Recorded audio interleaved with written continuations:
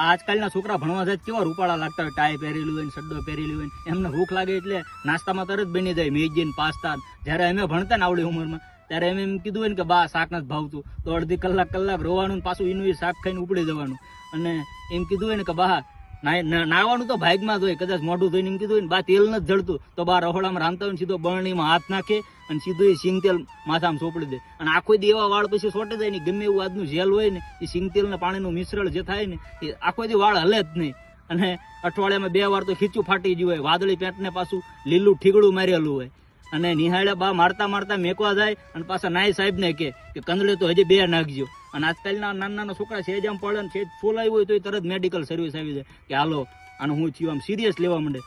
અમે જયારે આમ કોણીએ વગાડીને આવતો હોય, લોહી નીકળતું હોય, તો એમ કીધું હોય ને બા પડ્યો ને વાજ્યું, તો ઉત્તરની 2 ઝાપટ મેકે અને પછી એમ કે તારા બાપનું ના હું સોલાવું તું જીયો છો, તડકાના ક્યાંય જપતા નથી.